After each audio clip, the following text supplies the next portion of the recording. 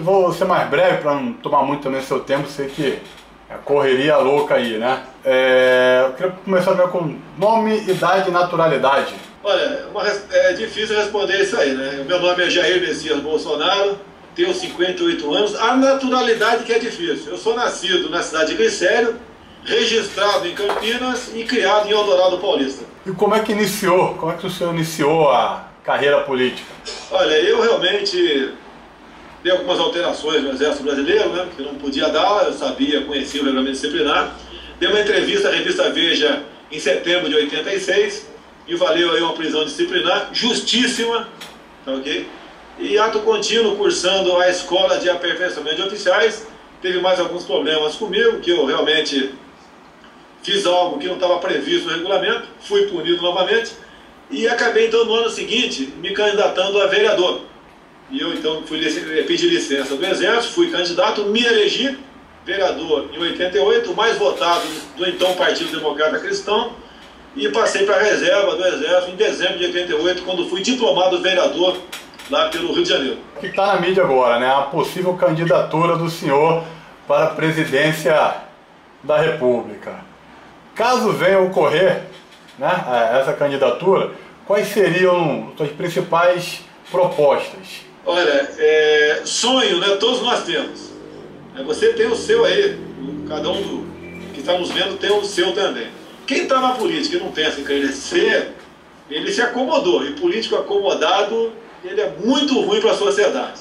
Então, o sonho que eu tenho, caso me desse a legenda do partido, eu tenho certeza que eu poderia ter o voto suficiente de modo que tivesse no segundo turno nesse ano para as eleições presidenciais. Não que eu fosse para o segundo turno, mas iria com toda certeza o candidato do governo, que tem uma marca na mão, e do outro lado ali iria o Aécio Neves, o Eduardo Campos, ou até mesmo o pastor Everaldo, que eu sou muito simpático a ele. Essa seria a minha intenção. E eu sei que estaria indo para o sacrifício, mas para a garantia de um segundo turno, eu acho que vale qualquer sacrifício de qualquer político. Por exemplo, eu acho que o país sem educação não existe.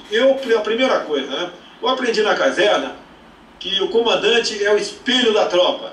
E eu colocaria, então, a pessoa mais importante do Ministério meu seria o ministro da Educação. Quem seria esse ministro da Educação? Seria um velho general que tivesse em seu currículo o comando de colégio militar. Ou seja, um ensino público de qualidade que praticamente todos os pais gostariam de ver seu filho, aí, por exemplo, no Rio de Janeiro, né, cursando o colégio militar aí na Tijuca, que é uma excelente instituição exemplar em nosso estado. Vamos lá, sobre a parceria, né? Brasil-Cuba, que está na moda agora, a parceria Brasil-Cuba.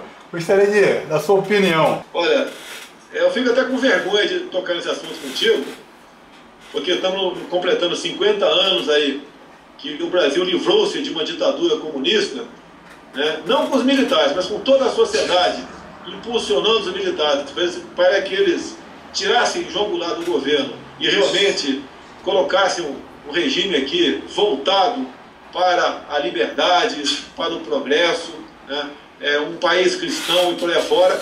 Então esse assunto está muito comentado no momento. Você pode ver, nós estamos na iminência de uma crise energética. Você pode ver, só no governo Médici ele construiu 15 hidrelétricas. Eu te pergunto, quantas hidrelétricas em 11 anos Lula e Dilma fizeram no Brasil? Nenhuma, nada, absolutamente nada. Só para falar na questão energética. Então você pode ver. E o governo, a única obra que o governo do PT tem, né, é realmente um porto de primeiro mundo lá em Cuba.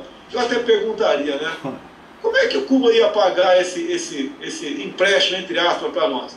O que nós sabemos aqui, de gente do PT, é de acordo com o faturamento do porto. Agora eu pergunto, qual o faturamento se Cuba não tem indústria e a única matéria-prima que tem para exportar lá é o açúcar?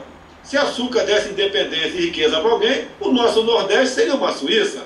Agora, o que Cuba tem para importar? Nada também, porque o salário médio do seu povo equivale a 20 dólares, ou seja, 50 reais. Ou seja, então o governo investiu dinheiro lá, talvez para que fossem aportados ali navios negreiros e trouxessem para o Brasil cubanos com jaleco como se médico fossem. E sobrar já que grande parte desse empréstimo é secreto, né, com toda certeza sobrar recursos para que venham aqui para o Brasil de forma clandestina para financiar a campanha e outras orgias deste atual governo. Sobre a chegada dos médicos cubanos no Rio de Janeiro, essa medida, o senhor acredita que resolveria o problema do sistema de saúde hoje, ou seria apenas uma maquiagem desses problemas? Vamos esquecer no primeiro momento os médicos cubanos. Você vê cirurgia, por exemplo, bariátrica, cirurgia de prótese, o nosso paciente fica anos na fila. Cirurgia de outras complexidades, como fígado, rim, transplante, o elemento dificilmente vai conseguir um tratamento adequado no Brasil para que ele seja curado. Não basta um médico descobrir que, por exemplo, você tem um problema de próstata. Ele tem que ter meios para operá-lo. Esses médicos cubanos, além de serem formados numa verdadeira linha industrial, tá ok? Eles, caso detectem um problema qualquer em alguém, não tem como encaminhar para um pronto atendimento, de modo que ele seja curado daquele mal. Então, não passa, no meu entender, tem dois objetivos do programa Mais Médicos.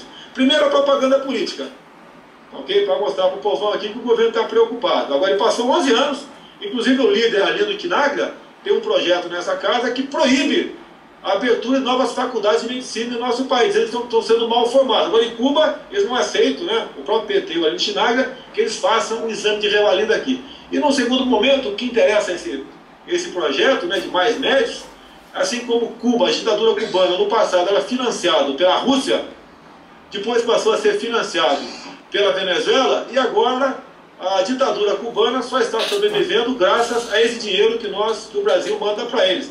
E dizer mais, Renato, você pode ver, eu não sei se você tem filhos, eu tenho uma filha de 3 anos de idade. Tem 2. Os outros filhos maiores, né? Imagina a gente ficar uma semana, 15 dias, um mês longe de um filho nosso nessa idade. Seria uma tortura para nós. Esses cubanos e cubanas que estão aqui deixaram suas esposas ou os esposos e filhos de 2, 3, 4, 5, 10 anos de idade que só os verão daqui a 3 anos. Isso realmente é um crime que fazem com esses médicos e eles estão aqui exercendo um trabalho não análogo, mas um trabalho escravo de um regime que não lhes dá liberdade. Com essa vinda dos médicos, o senhor acredita que seria possível a presença também de policiais cubanos durante a Copa? Eu acho que tinha que trazer políticos cubanos, né? Porque lá os políticos são uniformes, eles não reclamam de nada. Tem político lá, tem Câmara dos Deputados lá com o Fidel Castro, tem. Mas ninguém até hoje ousou dar um voto discordante sobre qualquer proposta do governo, ou discutir uma matéria sobre eles. Mas será o fim da picada, se é isso que eu ouvi de você aí, caso vier acontecer um dia no tocante à segurança pública, né? Eu não vejo nada, não vi nada de concreto nesse sentido, mas eu realmente desconfio deste governo. Que é exemplo de Hugo Chávez. Chávez passou a ter 1.500 cubanos na sua segurança pessoal. O Maduro agora mantém esse aparato lá. Cuba tem aproximadamente 80 mil cubanos em seu território. No Brasil, está chegando agora outra leva, são 4 mil cubanos. Pode ter certeza que a grande maioria são agentes a serviço da política do PT em nosso país. Você pode ver, eles sempre estiveram do lado de países ditadores ou de ditaduras.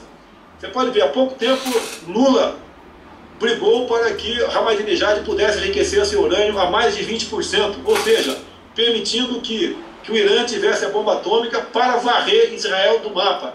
Há pouco tempo também, no governo Lula, o atual ministro Celso Amorim da Defesa, que era ministro das Relações Exteriores, apoiou a invasão de Evo Morales lá na Bolívia, de parte das instalações da Petrobras naquele território. Então é um governo que tem uma aproximação, né, uma admiração muito grande de ditadores e ditaduras. Um governo que não pode confiar em se falando em democracia e liberdade. Vamos falar agora sobre a PEC 300.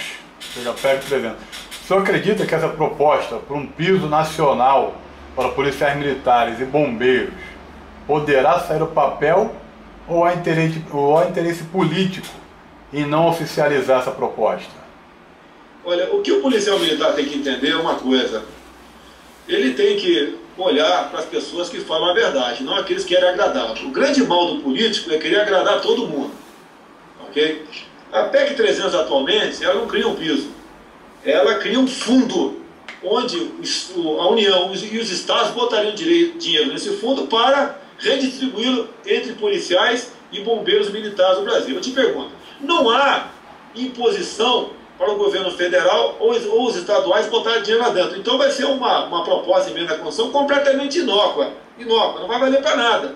É a mesma coisa que eu digo para você, Renato, que você pode comprar aí para o teu vizinho aí, você está autorizado a comprar uma Ferrari e dá para ele de presente agora no aniversário dele. Você vai dar risada na minha cara. E é essa a realidade. Então, o primeiro fato, faça isso. O outro, a proposta anterior, onde se fixava um valor em teto, existe outros dispositivos constitucionais que, é claro, onde diz que quem fixa o salário dos servidores estaduais são os respectivos governadores. Quem fixa o salário dos servidores municipais são os respectivos prefeitos. E na União, o respectivo presidente da República. E isso chama-se Pacto Federativo. Mesmo caso dessa proposta de criar um piso em torno de R$ 4.500, por ordem aqui, imposição do governo federal, por estaduais cumprirem isso aí, eles, com toda certeza, os governadores derrubariam essa proposta com uma ação direta de inconstitucionalidade junto ao Supremo Tribunal Federal. Ou seja, a briga por salário tem que ser dentro dos estados. O que foi muito bom a PEC 300 foi para mostrar para todo o Brasil a situação de pobreza que vivem esse pessoal da segurança pública. E eu sempre digo aqui, né, que dado o nosso regulamento disciplinar, né, dos policiais, militares e bombeiros, as autoridades, ao longo dos anos, têm se prevalecido do regulamento disciplinar para subjugá-lo. Ou seja, quem faz greve consegue alguma coisa. Quem não faz nada, como é o caso deste pessoal, que tem impedimentos constitucionais, né, acabam ficando sempre para trás. Sobre as manifestações no Rio e pelo Brasil, estão ocorrendo desde o ano passado. Há alguma ação para amenizar essas ocorrências durante a Copa? Quanto aos manifestantes, eles poderão ser associados a atos terroristas durante o Mundial, assim como disse nossa presidenta Dilma Rousseff. Olha só, a nossa presidenta, Dilma Rousseff, ela está mentindo quando ela diz que está preocupada. Tem proposta aqui, inclusive minha, tem outras mais antigas do que a minha, inclusive, que caracteriza, né, o que é crime de terrorismo. Ou seja, Renato, eu, você, por exemplo, e quem está do teu lado, o caso é que saia daí e toque fogo numa fazenda, queime um avião, leve o terror para qualquer lugar aqui do Rio de Janeiro, por uma causa nossa. Isso, pela nossa proposta aqui, é enquadrado como crime de terrorismo. Você começa com 8 anos de cadeia. Agora, o que a Dilma quer? Ela concorda com isso. Desde que você exclua do projeto aquela praticado em nome de ações sociais. Ou seja, o MST ficaria fora disso. Logo, o MST é um grupo muito ligado, muito próximo às Farc. Só falta realmente a droga ser o grande comércio ali do MST. No resto, o terrorismo eles praticam em larga escala. E bem como a Via Campesina. Ou seja, esse grupo de marginais, caso eles cometam o mesmo crime, o mesmo delito que nós dois cometemos, para eles não existe punição, para nós vai existir. Então ela quer preservar o MST e Via Campesina e os movimentos sociais. Por isso que nós não aprovamos uma lei do terrorismo em nosso país. Durante muito tempo, né, foi questionado se o Brasil estava realmente preparado para receber a Copa do Mundo. Em sua opinião, o Brasil está preparado para receber esse Mundial? Olha, o nosso saudoso presidente João Batista de Oliveira Figueiredo, ele foi convidado, né, pelo presidente da CBF naquela época a que aceitasse a feitura da Copa em nosso Brasil, e ele se negou. Falou que tinha questões muito mais importantes. Exato. Aqui no Brasil foi diferente. Até o povo fez festa. O povo deveria fazer manifestação naquela época. Acho que agora, com todo respeito, com toda a minha antipatia e aversão a esse governo corrupto e socialista que está aí do PT, eu acredito que não é a hora de fazer manifestação durante a Copa do Mundo. É a imagem do nosso país que está em jogo. Eu acho que você pode fazer uma grande manifestação nas urnas agora, tá? Não votando nesse pessoal que viabilizou essa grande mentira que é uma Copa do Mundo aqui no Brasil, como se isso fosse dar uma grande visibilidade e trazer receitas para cá e o povo viesse a usufruir de uma forma ou de outra das benfeitorias patrocinado pela Copa do Mundo. O apelo que o senhor pudesse fazer, né, é que não participe de manifestações. O caso está feito, tem que haver a Copa do Mundo. E vamos torcer para o nosso país ali. Afinal de contas, das poucas alegrias que nós temos aqui no Brasil é torcer pelo futebol, né? Que no resto não dá para torcer por mais nada, que parece que a vaca já foi para o brejo. Quanto à sua possível candidatura, né? Alguns temem a volta da ditadura. Qual seria essa a única solução para o Brasil e quais principais medidas para mudanças no nosso país? Olha só, quando se fala em ditadura, eu vi duas jovens do teu lado, né? Eu as recomendaria conversar com seus avós, com seus tios mais velhos, o que foi aquele período. Em especial, o que foi antes do 31 de março de 64. O Brasil estava tomado por corrupção, anarquia, greve, um sindicalismo exacerbado, quebra de hierarquia nas Forças Armadas, falta de autoridade generalizada. E o povo foi às ruas. Primeiro foram as mulheres, com as marchas de Deus com a família, pedindo a volta dos militares. Toda a igreja católica, toda, né, pediam a Deus nos seus sermões, os padres pediam a Deus nos seus sermões para que os militares assumissem o país. A grande classe empresarial, que não queria ver o seu patrimônio estatizado, também pedia isso daí. Toda a mídia também, Renato, você consultar qualquer biblioteca daquela época, né, 63, janeiro, fevereiro, março de 64, toda a mídia também pedia que o golpe comunista, né, a ditadura, não fosse imposta em nosso país. E agora eu dou um golpe de misericórdia em quem fala em golpe, né? Golpe é quando você mete o pé na porta e assume o comando daquele local. Isso não houve no Brasil. João Goulart foi destituído no dia 2 de abril de 1964 pelo Congresso Nacional. O Congresso cheio, votação simbólica. E o Marechal Castelo Branco, que assumiu no dia 15 de abril de 64, ele foi eleito no dia 9 de abril de 64 pelo Congresso Nacional. 361 deputados e senadores votaram em Castelo Branco. Entre eles, Ulisses Guimarães, Juscelino Kubitschek, José Sarney, Franco Montoro, entre tantas outras personalidades importantes. Os dois Marinho, inclusive, parentes do Roberto Marinho, que estava aqui dentro. E assim foi aquele momento. E o Brasil começou, então, uma arrancada, né, com ordem, com progresso, rumo ao primeiro mundo. Tanto é que nós passamos da 49ª à 8ª economia do mundo. Como disse para você, só no governo Médici foram 15 hidrelétricas e 11 anos de PT. Nada foi feito nesse sentido. Agora, os percalços que ocorreram. Nós iríamos entregar em 66, que era o limite para acabar o mandato do João Goulart, iríamos entregar a eleição direta. E por que ele acabou não se passando o poder para frente? Porque os derrotados de 64 voltaram com todo o gás, com atos terroristas. O primeiro, em 66, bomba no aeroporto de Guararapes, de Recife, onde morreu um jornalista e um almirante, e 10 outros curiosos, né, cidadãos comuns, foram mutilados. Né? E os atos foram às centenas. E a pressão de fora, criando terror aqui, para desestabilizar o governo, foi muito grande.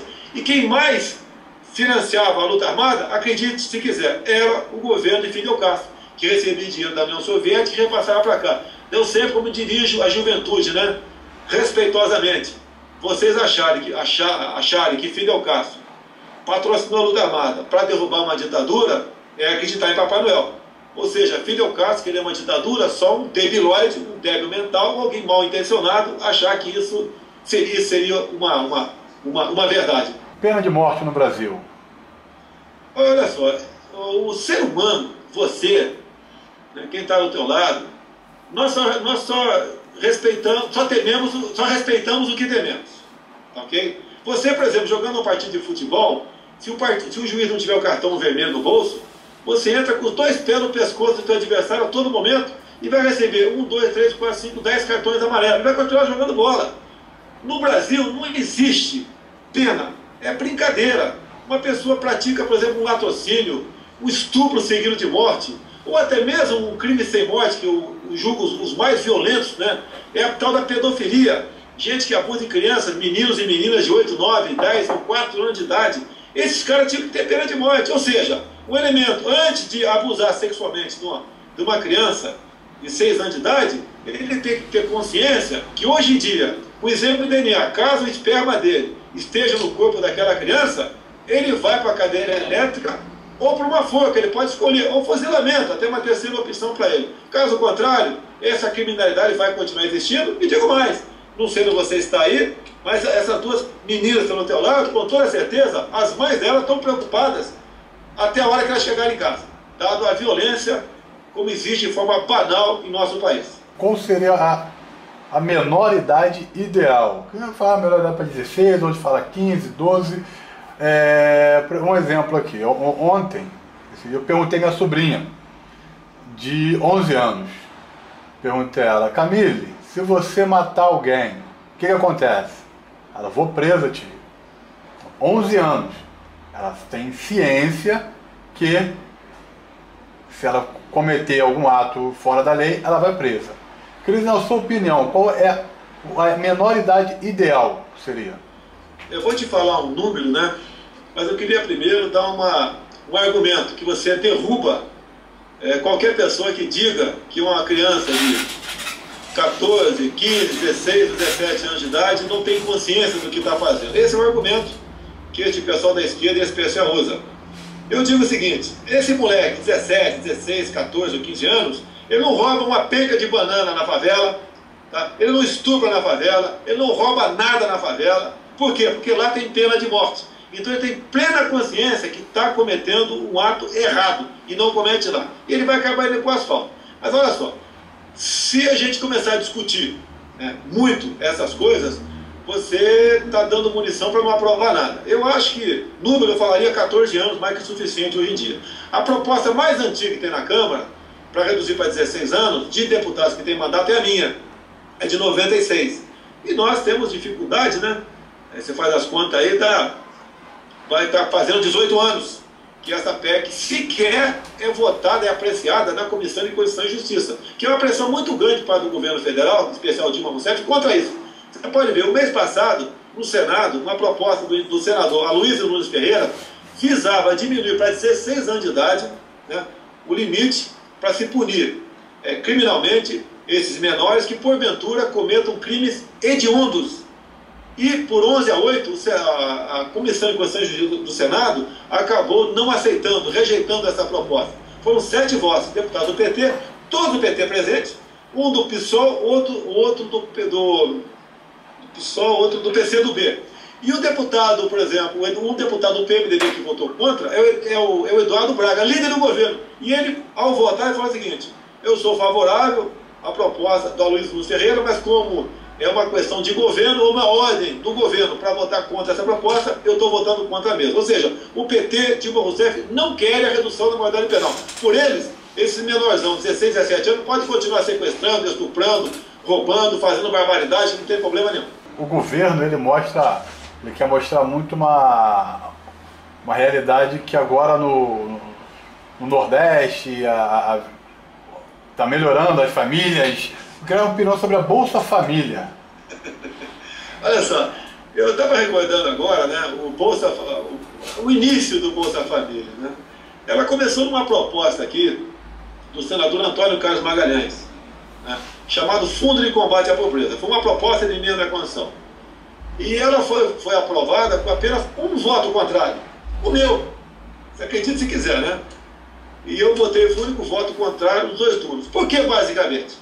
Porque, de prático, eu falei o seguinte: de prático, essa PEC está majorando a CPMF de 0,30% para 0,38%. Nada a mais além disso. Você pode ver, Renato, nós não ajudamos os nossos parentes, nossos irmãos, né? Eu já tenho um filho grande, eles já sabem disso. A gente nunca vai ajudar parente nosso, que está do nosso lado, de forma vitalícia.